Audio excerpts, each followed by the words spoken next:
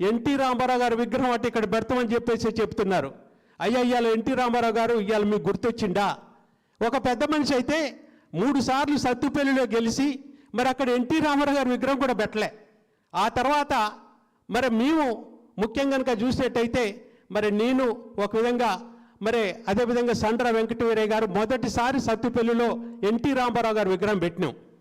అదేవిధంగా చూసినట్టయితే ఖమ్మంలో కనుక చూసినట్టయితే తెలంగాణలో ఎక్కడ లేనటువంటి ఎత్తుగా మన అందరి హృదయాల్లో ఉన్నటువంటి ఎన్టీ రామారావు గారిని అంతే ఎత్తులో ఉండాలని చెప్పి 60 ఫీట్ల విగ్రహాన్ని మరి వాళ్ళ ఖమ్మంలో కూడా పెట్టాం. ఆ రోజున నేను ఎంపీగా ఉన్నాను, పువ్వాడ గారు ఎమ్మెల్యేగా ఉన్నారు, మంత్రిగా ఉన్నారు. ఆ ఎన్టీ రామారావు గారి విగ్రహం ఖచ్చితంగా కూడా మన ఖమ్మం నడిబడ్డులు ఉండాలని చెప్పేసి 60 ఫీట్ల విగ్రహం పెట్టాం. బ్రహ్మాండంగా లైటింగ్ చేశాం. వారి చరిత్ర అంతా కూడా గ్రానైట్ రాయి మీద మొత్తం కూడా చుట్టుపక్కల అంతా కూడా రాశాం.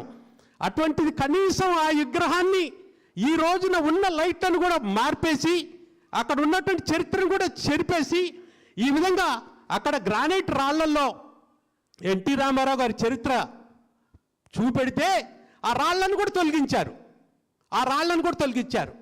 ఎంత బాధ అనిపిస్తుందంటే ఇక్కడ మట్టుకి ఎన్నికల టైంలో ఎన్టీ రామారావు గారు పేరు పెట్టుకొని ముసుగులో ఈ విధంగా మాట్లాడుతుంటే బాధ అనిపిస్తుంది.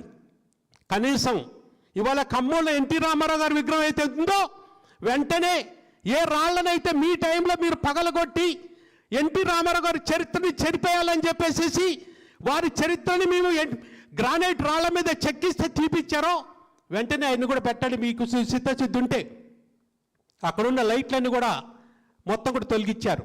అసెంట్ని కూడా ఎమ్మటే పెట్టండి. ఇవాళ ఉప ఎన్నికలు ఉన్నాయని చెప్పేసి ఇక్కడ ఎన్టీ రామారావు గారి విగ్రహం పెడతారని చెప్తారంటే ఎంత బాధ అంటే అంత బాధ అనిపిస్తుంది. అదే కాకుండా